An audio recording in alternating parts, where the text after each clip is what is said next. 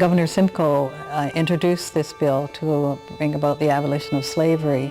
And the slave owners who had, because, you know, we had three different groups of people who came into Canada in the early days. We had the black loyalists, we had the slaves of the white loyalists, and then later on the freedom seekers. So in July the 9th, 1793, he introduced this bill, and it was defeated but sort of watered down in that it stated no new slaves could be brought into this area. Anyway, the Underground Railroad began as a trickle in 1793 and became a torrent in 1850 after the Fugitive Slave Act was passed. Harriet Tubman was, you know, of course, one of the best known of the Underground Railroad conductors. And we do have a history of one of the families who were dropped off here on one of her sojourns.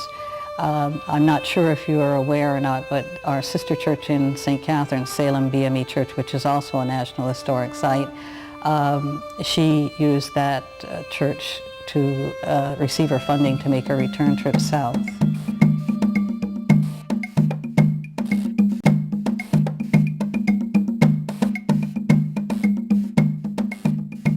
He did not know that his forest was a small garden.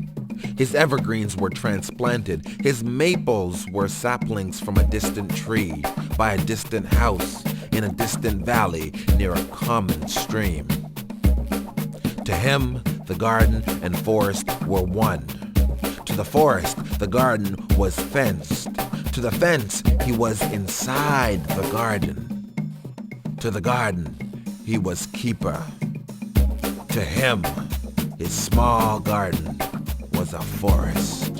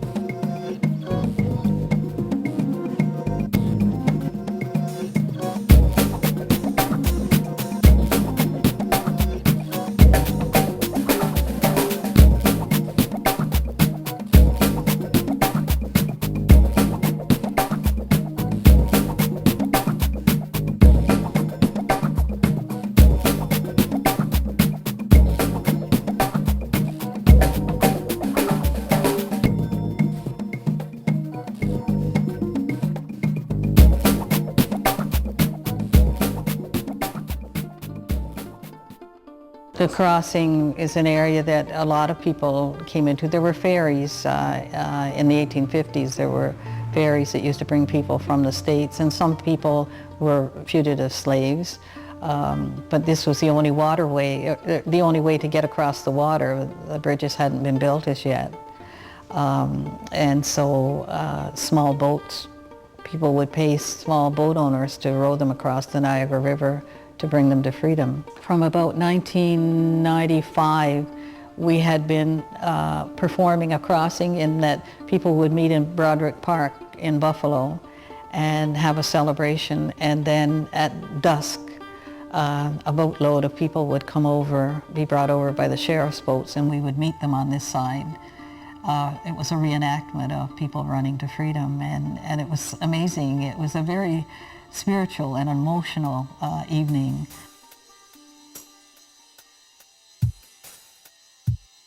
And though he did not know it at the time, there was a question pregnant in his mind, ready to abort or be born. A question similar to the one he had when he realized that God is a sequence of women, a system of sleight-handed paradoxes, a poise that projected the position of truth while going unnoticed in one of two parallel paradigms in motion.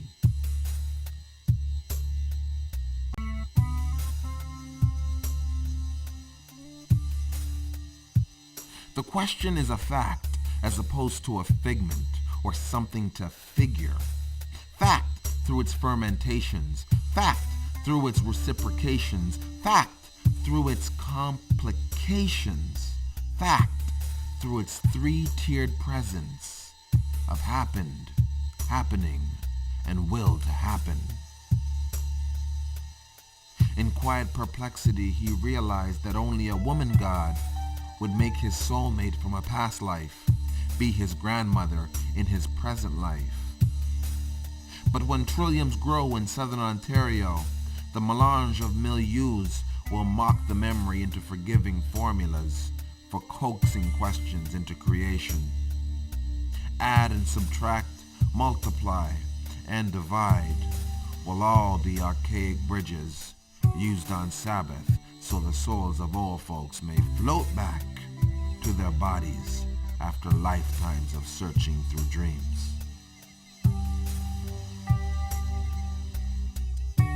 Mano a mano will be no more, and in fits of despair we'll hear these old folks swear. Black is the color of my true love's hair.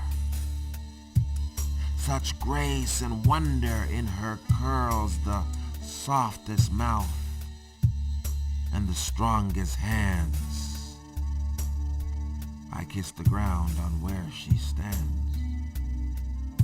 He looks ahead and sees time treading in an ocean filled with piranhas. Time praying for currents of high tide to subside and give way to shallow waves and free the spirits of the beloved from the graves within the ocean's valleys. So black is the color of my true love's hair.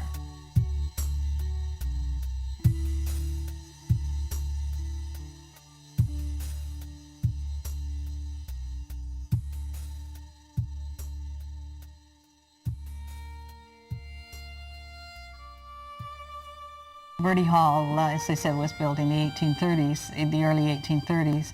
And at the time it was built right on the river. Right now there's a highway that runs in front of it, but it was situated right on the river. And so the man was a merchantman, and so there was not necessarily a tunnel, but a stairwell that led down to the water so that small boats could be brought right up to the house itself. And whatever goods would be in the boats would be unloaded there. So we are thinking that perhaps some of the cargo was human cargo, and we are unable to tell you how many people were brought into there, but it's one of the ways of showcasing a safe house. When he followed in the path of his father, he learned to walk like him. He looked further on, past the stones that rocked beneath his feet, past the low branches and high grass, past the slow groan of black immensity that was his father's shoulders.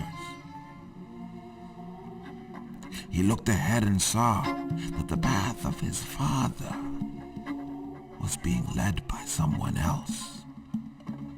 And that someone else was stepping forward with his back to the path ahead and facing the path revealed as though he were the future,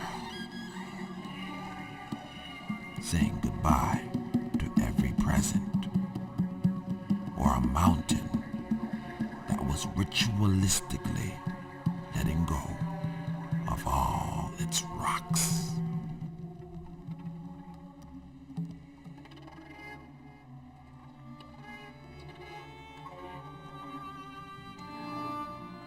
Anthony Burns was born and brought up in Maryland, and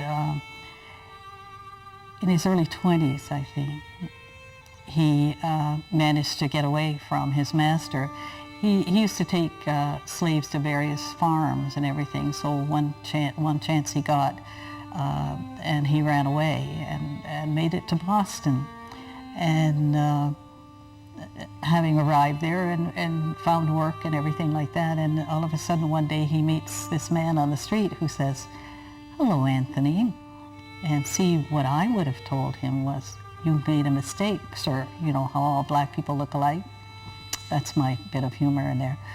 But he unfortunately answered, "Hello, master." So he was promptly arrested, taken to jail. And during that time, Boston was a real hotbed of abolitionist activities. And so they had quite a time. They had a number of riots, and it cost $50,000 to hire troops, the army, to march him down to the ship in Boston Harbor to return him to slavery. And then a year later, a Black Baptist minister went down with abolitionist funds and purchased his freedom for $1,200. So, and then a woman sponsored him through Baptist seminary, and his first charge was Indianapolis. But this was in the 1850s, after the Fugitive Slave Act had been passed. So he asked for a charge in Canada, and he was sent to St. Catharines, to Zion Baptist Church. And he preached there, was able to get the church out of debt, and then quite quickly sickened and died from his mistreatment during his early years. He was only 28 years old, but he died free.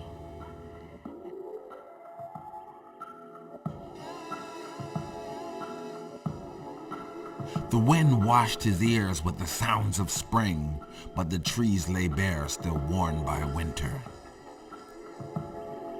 He only felt 3 seasons and believed them to be slight variations of one. There was the season before winter, when gray-scaled rainbows rose from the river to tint the sky with Yamaye's tea. There was the season after winter, when the earth unwrapped her presents and peopled her plants with a crimson collage of raven's blood. And in between all this, there was winter, when the north is like a moon, reflecting the light of a sun while life lay buried under ice.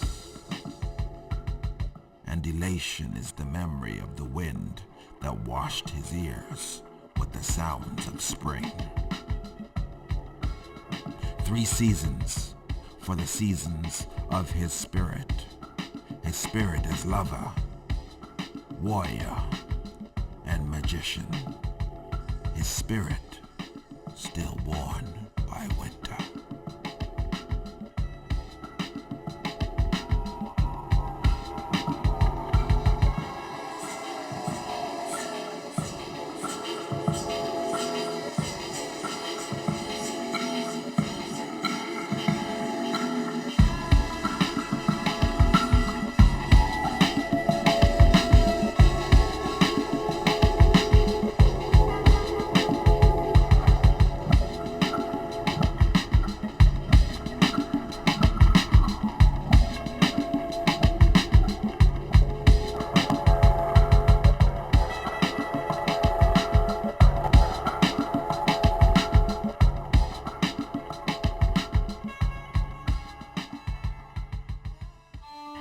Who was Nathaniel Dett? He went on to become a very prolific composer, choir director, a professor of music. He taught for many years at Hampton University in Virginia. But he was born and brought up just a block from here. And his family, actually his mom was born in Canada as well. His grandmother came up from Washington, and they became staunch members of the congregation here. It was a very musically inclined family. And so it's not surprising that Nathaniel played the piano beautifully. His 2 brothers were having music lessons, and he would climb on the stool and play everything that they had learned, often before he began taking lessons. And through an unfortunate Halloween prank, his brother Arthur was killed, and the family sort of came undone for a short period of time. And the mom took Nathaniel and his brother Sam, and they moved to Niagara Falls, New York. Sometimes from bad things comes good things, in the fact that someone noted there that he had a talent with music, and they sponsored him through music lessons. And then he went on to earn his master's and doctorate at various universities in the States, certainly. And so we're very, very proud of him, because he's a hometown boy, and he made good.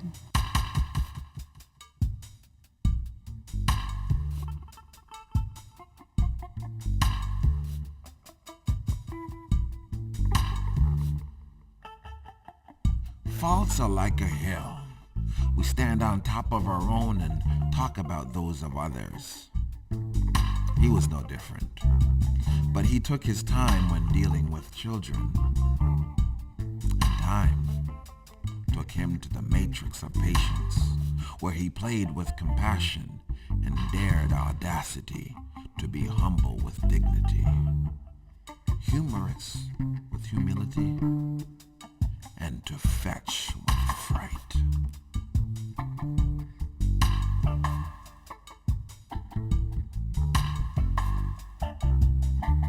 He hailed from a hill contrary to his will, yet formed by his ills. He could not smell the flowers of others.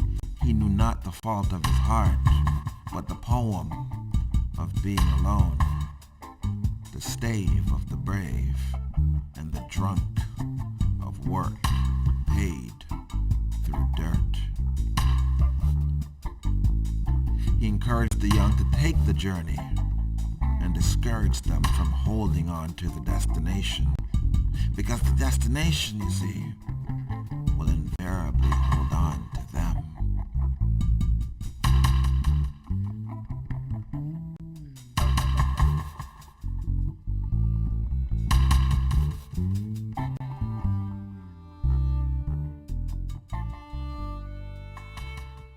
Well, our congregation began as the Methodist Mission, and it began after we had a bit of bother with the United States in that they invaded us in 1812. And the men who had fought on the side of the British and had withdrawn into this area quickly established a fighting group called the Colored Corps.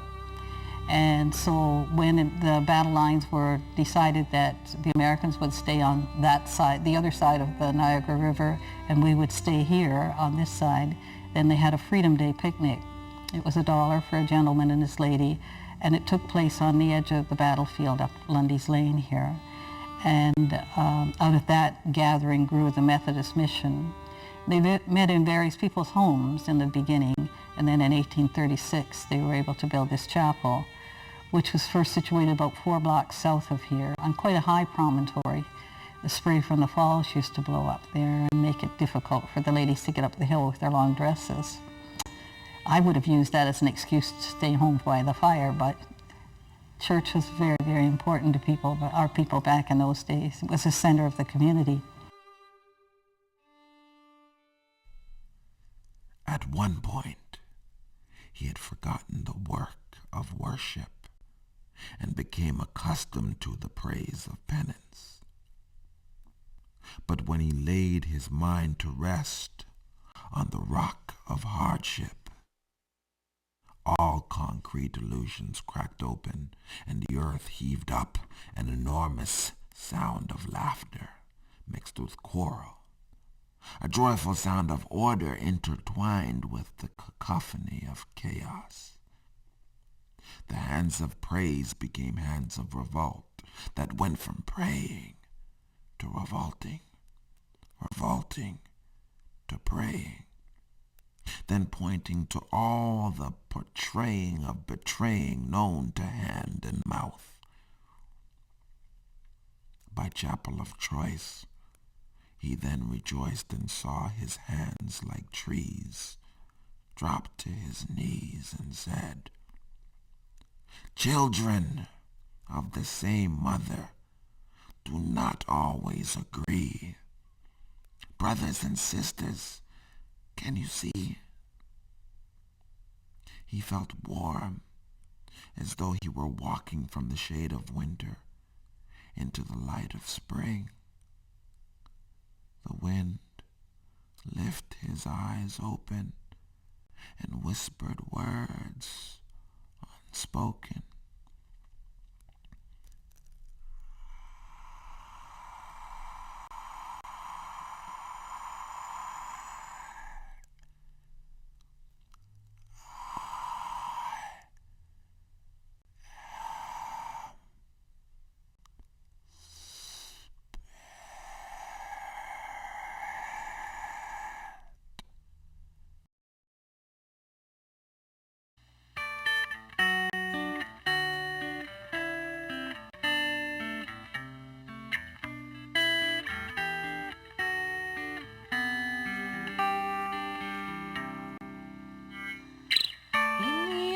of the morning light. I imagine you barefoot in the sand, and I pray that you'll never lose all the beauty inside of you, and hold on to love.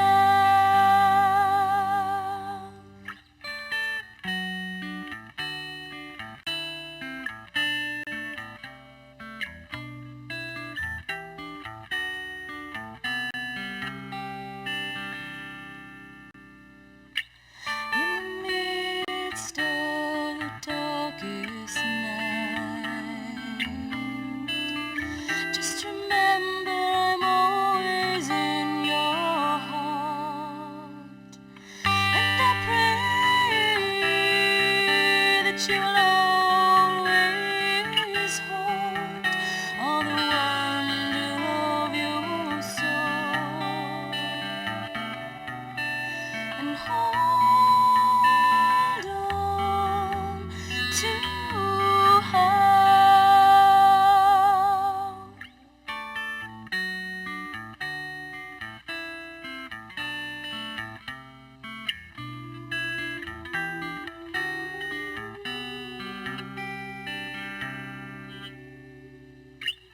So when you feel the walls are closing in,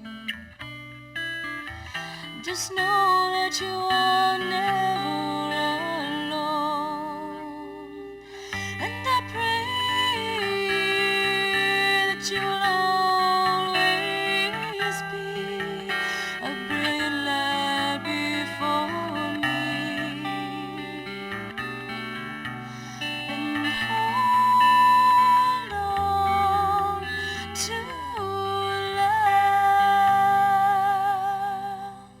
If the people survived the voyage, they were some kind of people from whom we've descended, and they need to be, this history needs to be taught in the schools. Young people, we all need to be very proud of the people from whom we've descended. No matter where we came from, we're some kind of people.